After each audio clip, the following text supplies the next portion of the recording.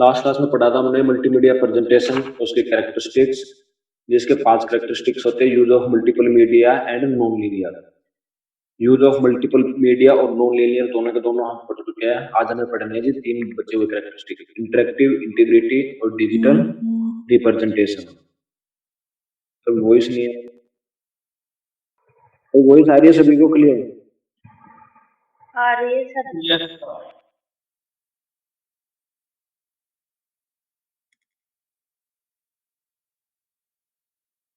जी, multiple media हमने पढ़ा था, टेक्स्ट, ऑडियो, वीडियो, इमेजेस, कैसे हम मल्टीपल नॉन लीनियर भी हमने पढ़ लिया। जब हम किसी टीवी को देखते हैं वो एक लीनियर है और बाकी सभी नॉन लीनियर है, जिसमें कि हम नेविगेट सकें।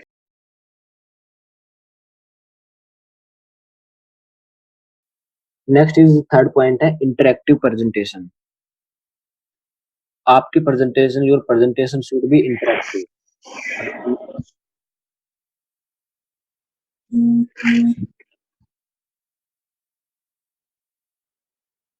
अब वो इंटरेक्टिव आप अपनी प्रेजेंटेशन को कैसे बनाते हो वो आपके ऊपर डिपेंड करता है।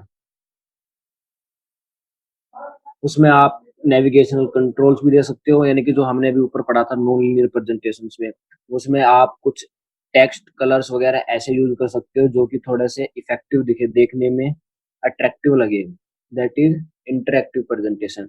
इंटरेक्टिव वर्ड से क्या आ रहा है? जिससे हम इंटरेक्ट कर सके, जिस प्रेजेंटेशन से हम थोड़ा इंटरेक्ट कर सके। इंटरेक्ट किन प्रेजेंटेशन से कर सकते हैं? जिसमें नेविगेशनल कंट्रोल्स हो सकते हैं। तो नॉन लीनियर प्रेजेंटेशन के ही पॉइंट्स कुछ हद तक इसमें आते हैं इंटरेक्टिव प्रेजेंटेशन में। ये उससे थोड़ा सा स्लाइटली सा कम होता है। इसमें हम कौन कौन से नेविगेशन कंट्रोल दे सकते हैं? Start, stop, pause, okay, next mode, next slide को, यानी कि जो प्री डिफाइंड है ना वही देखेंगे, लेकिन उसमें से हम चूज कर सकते हैं कि हमें कौन सा देखना है। लेट्स सपोज मैंने एक पावर पॉइंट की प्रेजेंटेशन बनाई, उसमें से आपको फर्स्ट स्लाइड देखनी है कि थर्ड देखनी है, ऑटोमेटिक स्लाइड चलेगी। आपको पॉज करनी है, कहीं जाना है, रुकना, कुछ काम करना, तो आप पॉज कर सकते हो स्लाइड को।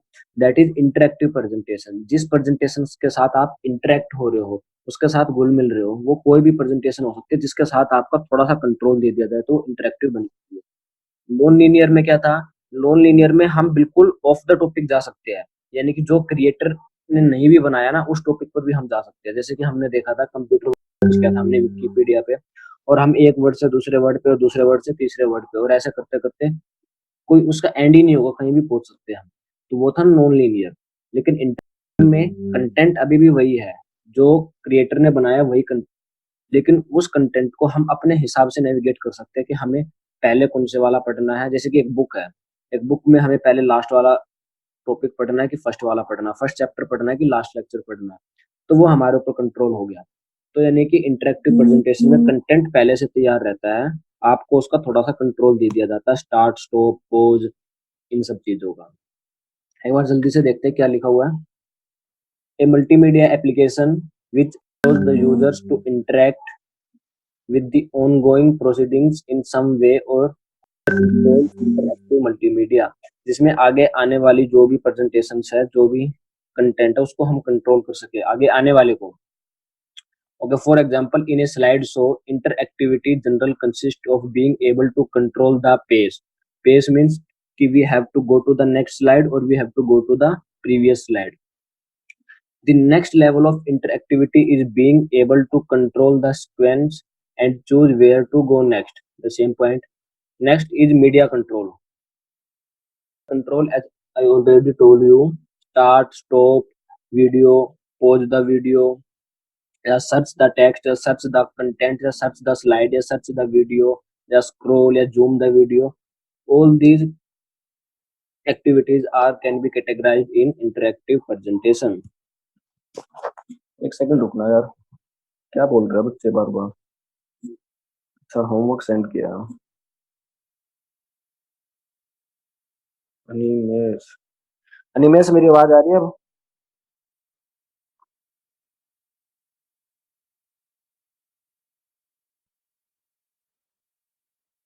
Animesh,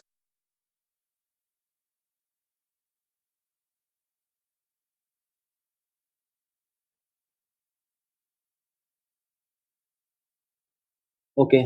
back to the topic. हाँ जी, इंटरेक्टिव प्रेजेंटेशन और नॉन लीनियर प्रेजेंटेशन और यूज ऑफ मल्टीपल मीडिया, तीन कैरेक्टरिस्टिक्स हो चुके हैं। तीनों में किसी का कोई डाउट है अभी तक?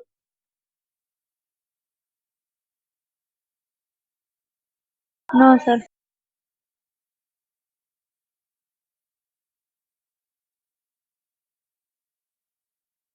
इसको समझ आती है।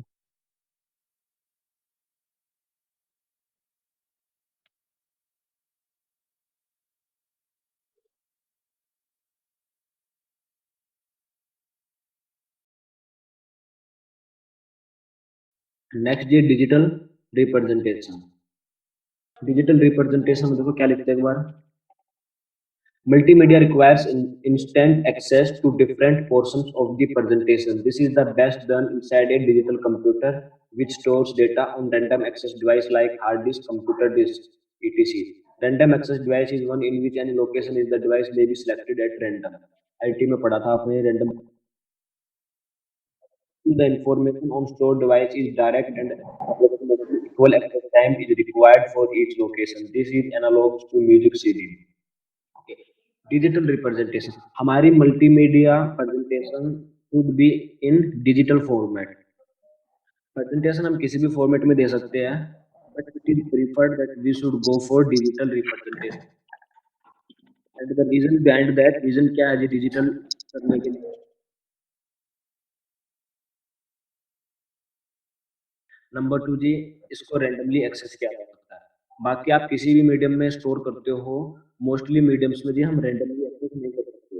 जैसे कि आईटी सेक्टर में हमने देखा था रैंडम एक्सेस मेमोरी में और उसमें क्या डिफरेंस होता है जी, स्टैटिक रैम, डायनामिक रैम, वहाँ पे हमने पढ़ा था। तो जी रैंडम एक्सेस में क्या होता है, हम कोई भी चीज रैंडमली एक्सेस कर सकते हैं। लेट्स सपोज मैंने बोला मेरी प्रेजेंटेशन स्टोर है एक सीडी कैसेट में, कैसेट में जो आती थी ना पहले,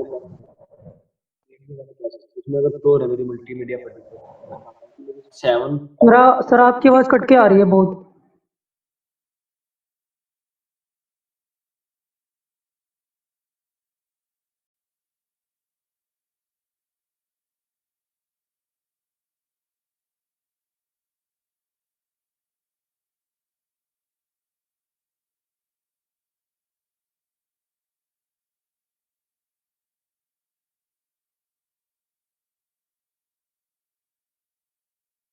कैसेट में अगर हमारी प्रेजेंटेशन स्टोर है और हम कहीं से प्रेजेंटेशन दे रहे हैं, तो जी कैसेट में क्या होगा कि कैसेट में हम सीक्वेंसली एक्सेस कर पाएंगे। जैसे कि अगर मैं बात करूं कैसेट में अगर 10 सॉन्ग है हमारे पास, मेरे को 7th या 8th सॉन्ग जो भी है रैंडमली प्ले करना है, तो मेरे को फर्स्ट से लेके 6th-7th को भी 6 सॉन्ग्स को भी प्ले करना पड़ेगा वन बाय वन, चाहे मैं चाहूँ चाहे ना चाहूँ। हाँ, इतना जरूर हो सकता है मैं फास्ट फॉरवर्ड कर दूं। ये सारी बातें पढ़ी आपने आईटी में, वही सेम काम यहाँ पे है। लेकिन सीडी में है जिसमें कि डेटा हमारा डिजिटल रूप में स्टोर है, हार्ड डिस्क में है, पेन ड्राइव में है, इन सभी चीजों में, इन सभी डिवाइस में अगर हमारा डेटा डिजिटल फॉर्म में स्टोर है, तो हम अपने डेटा को रैंडमली एक्सेस कर सकते हैं।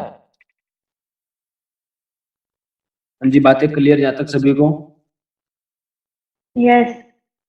जो ये एग्जांपल बोल रखा है यहाँ पे, this is analogous to a music CD. If 10 songs are recorded on a music CD and if you want to listen to access the 6th song, then you need not listen or to fast forward the 5th song that come before your favorite song. All you have to select is a track number 6 on the player and that player directly moves the pickup arm across the CD where 6th song begins and start playing it. Okay. वही बात है जी, IT में हम पढ़ चुके हैं random access. Random access का ही point लिखना है कि हमारा डेटा डिजिटल फॉर्म में होना चाहिए एक प्रेजेंटेशन देते वक्त, क्योंकि उसको एक्सेस करना फास्ट है, रैंडमली एक्सेस किया जा सकता है, और ऊपर से सबसे बड़ी बात, डिजिटल डेटा में एडिटिंग सबसे आसान है। एक तो आप वेव्स को एडिट करो, अगर वेव्स की फॉर्म में डेटा है, एनालॉग की फॉर्म में डेटा, तो आपको वेव्स के साथ काम करना पड़ेगा, वेव्स के साथ एडिटिंग करनी पड़ेगी। और वेव्स के साथ एडिटिंग करना बड़ा मुश्किल काम होता है कि वेव्स के एम्पलीट्यूड को, बैंडविड्थ को मिलाना भी पड़ेगा। अगर आपने चेंज कर दी तो बहुत सारी चीजें चेंज हो जाएगी, उनके एम्पलीट्यूड फ्रिक्वेंसी को मिलाना पड़ेगा। बट डिजिटल अब में अगर डेटा स्टोर है तो उसमें एडिटिंग में क्या करना है, 0 में 1, 1 में 0, दो ही चीज होगी, या तो 0 है तो 1, 1 है तो 0। तो पॉसिबल कॉम्बिनेशंस कम हो जाएंगे वहां पे और चीजें आसान हो जाएगी। तो जी एडिटिंग भी बहुत आसान होती है डिजिटल में। इसलिए हमारी प्रेजेंटेशन हमेशा डिजिटल फॉर्म में होनी चाहिए। और सेकंड थिंग जी, डिजिटल फॉर्म में और क्यों होनी चाहिए, लॉन्ग लास्टिंग होती है। In compare to analogue data हमारी डिजिटल डेटा ज्यादा लॉन्ग लास्टिंग होता है। हाँ जी, इंटीग्रिटी का कोई मीनिंग बताएगा मुझे? डेटाबेस में मैंने बताया था इंटीग्रिटी का कि जब हम डेटाबेस बनाते हैं प्राइमरी की सेकेंडरी की, वहां पे मैंने बताया था कि एमएस एक्सेस क्यों करते हैं हम, इंटीग्रिटी मिलती है हमें एमएस एक्सेस से। कोई बता सकता है इंटीग्रिटी का मीनिंग क्या होता है?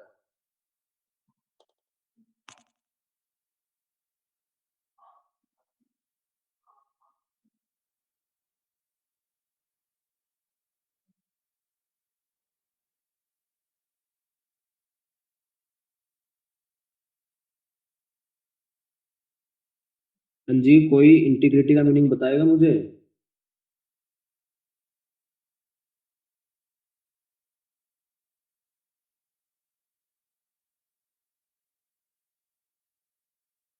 मुझे आवाज आ रही है, सभी को नहीं आ रही है?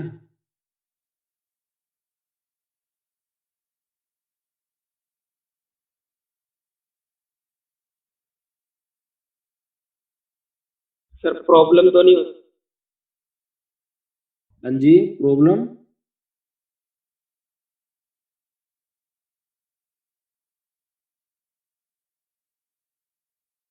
भाई सभी को आवाज आ रही है, मेरी नहीं आ रही है, कोई रिस्पॉन्स यस सर, आवाज तो आ रही है सभी को। आ रही है। Yes sir.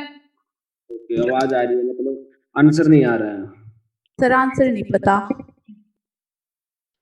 इंटीग्रिटी मैंने बताया था ओरिजिनलनेस ऑफ डेटा। इंटीग्रिटी होती है किसी डेटा का ओरिजिनलनेस। और जहाँ पे मल्टीमीडिया में बात करें तो इंटीग्रिटी होती है जी, मतलब कि उनके बीच की जो इंटीग्रिटी है, जो इंटरकनेक्शन है, वो कितना ओरिजिनल है। लेट्स सपोज अगर मैं बात करूं, यहाँ पे डेटा है, एक ऑडियो भी है, वीडियो भी है, हर चीज है उसमें।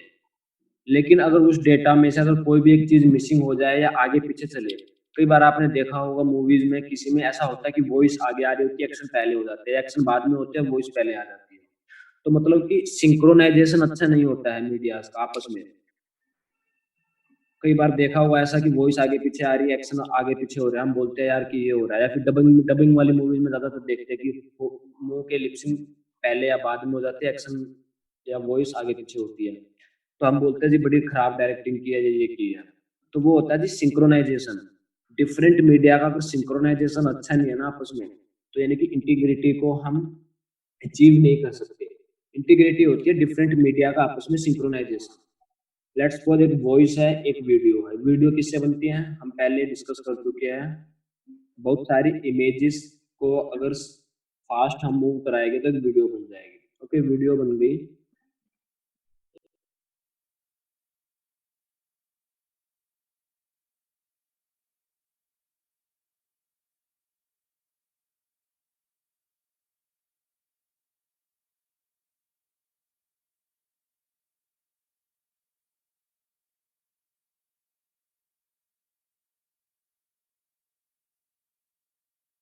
सिंक्रोनाइजेशन पे अगर चीजें, अगर आवाज आगे पीछे है तो चीजें देखने में मजा नहीं आएगा, प्रेजेंटेशन अच्छी नहीं रहेगी।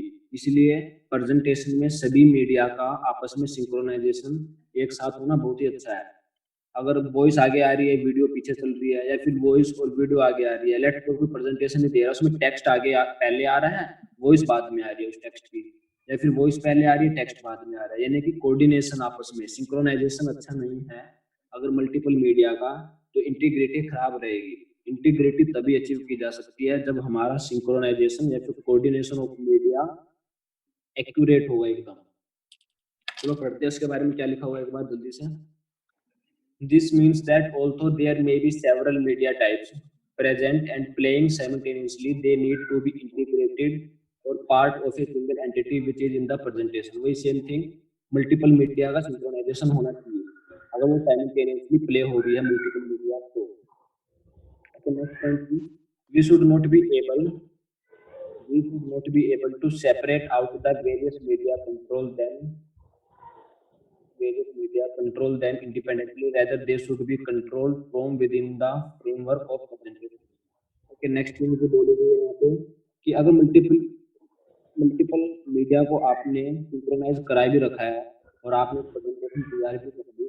तो उन सभी मल्टीपल मीडिया का कंट्रोल एक जगह से होना चाहिए। यानी कि कहने का क्या मतलब हुआ, लेट्स सपोज मेरे पास एक वीडियो है, वीडियो में ऑडियो एक अलग पार्ट है और वीडियो का अलग पार्ट है।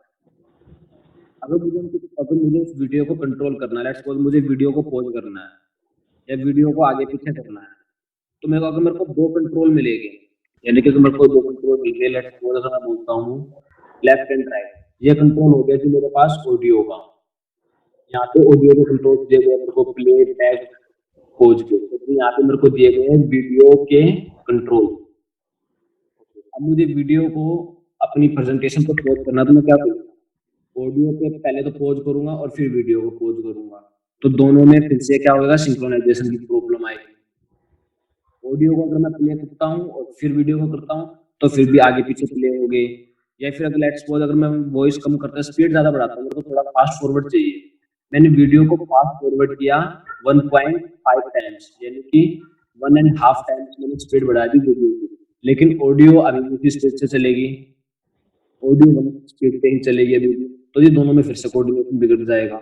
इसीलिए इंटीग्रिटी को बनाए रखने के लिए, कोऑर्डिनेशन को बनाए रखने के लिए हमें क्या चाहिए कि दोनों के जो कंट्रोल बटन्स है वो अलग अलग ना हो, तो दोनों के कंट्रोल बटन्स एक साथ होने चाहिए, so that integrity will be continue. बात क्लियर है यहाँ पे सभी को?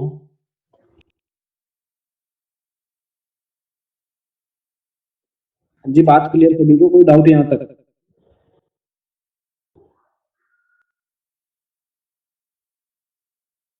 ओके, तो जी ये 4 पॉइंट थे जी हमारे, use of multiple media, non linear presentation, interactive presentation.